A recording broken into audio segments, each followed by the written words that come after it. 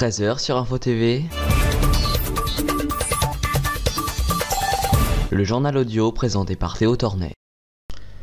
Bonjour à tous, ravi de vous retrouver en ce dimanche 5 mai 2019. Bienvenue dans ce journal audio de 13 h, voici les titres. Les deux touristes français disparus depuis mercredi au Bénin ont été enlevés, a-t-on appris dans la nuit de samedi à dimanche. Des sources mauritaniennes et maliennes, leur guide banois a quant à lui été tué.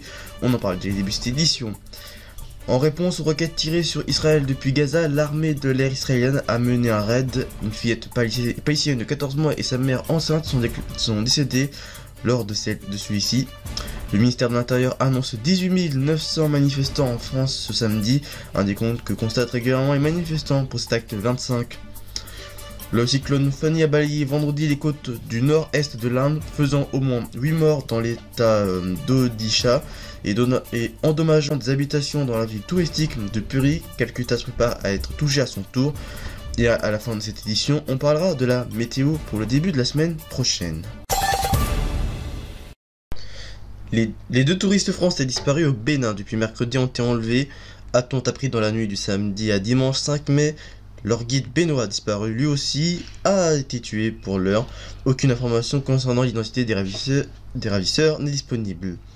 Les deux touristes français ont été en vacances dans le parc national de la Pendjari, dans le nord du pays. Ce parc, prisé par sa faune sauvage et frontalière de l'est du Burkina Faso, dans une zone forestière, est réputée poreuse. Ces derniers mois, plusieurs experts et sources sécuritaires prévenaient que le nord des pays côtiers de l'Atlantique, comme le Togo et le Bénin, était vulnérable face à la stratégie d'expansion et de multiplication des fronts adoptés par le groupe armé lié à Al-Qaïda et le groupe organisation État islamique.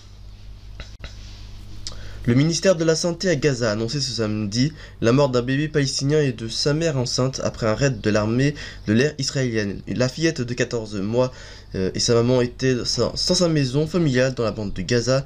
Une porte-parole de l'armée israélienne a dit ne disposer d'aucun détail sur ces informations du ministère à Gaza. Ces raids interviennent après quelques 200 tirs de roquettes vers Israël depuis l'enclave palestinienne.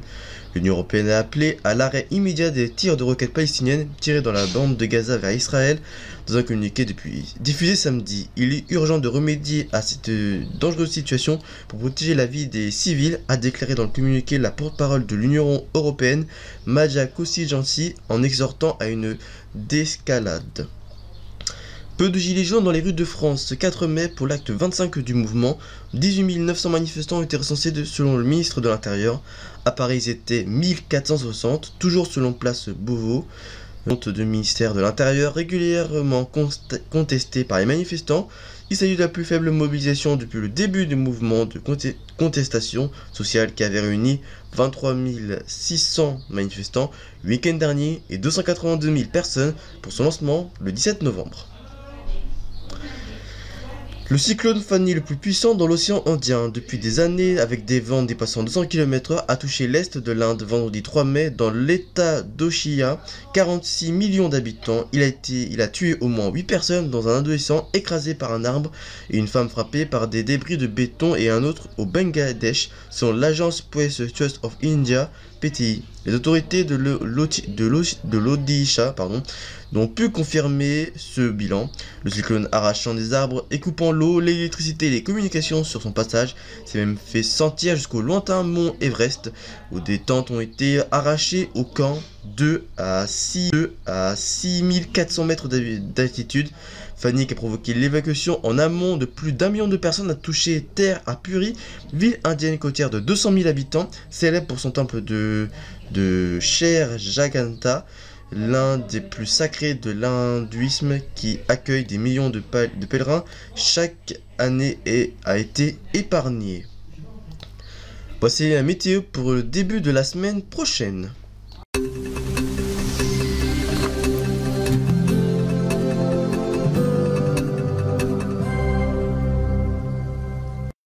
Lundi matin, ce sera le soleil qui sera très dominant sur l'ensemble de la France.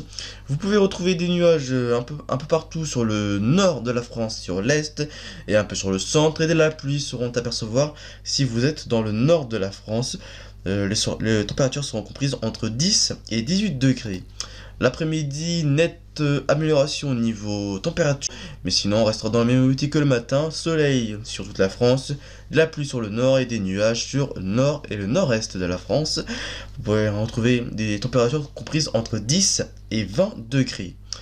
Côté mardi matin, le soleil et les nuages feront place sur l'ensemble de la France. Les nuages arriveront vers l'ouest et le soleil partira sur l'est.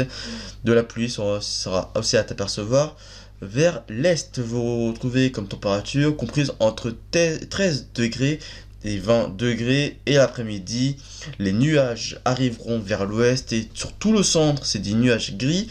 Et par contre, si vous êtes dans l'ouest, vous pouvez retrouver de la pluie. Les températures seront en baisse et sera comprise entre 12 degrés et 19 degrés.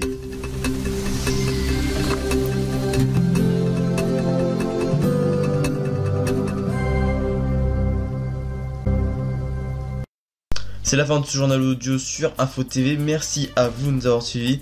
L'info continue sur notre compte Twitter, groupe Info TV. Prochain rendez-vous, c'est mercredi à 15 h pour un nouveau numéro de l'Instant Média. Vous retrouvez samedi prochain le journal présenté par notre patron. Quant à moi, je vous retrouve pour le journal audio la semaine prochaine. Même jour, même heure. D'ici là, passez une très bonne journée sur Info TV. D'ici là, portez-vous bien. Ciao. Suivez toute actualité en continu sur notre compte Twitter, groupe Info TV.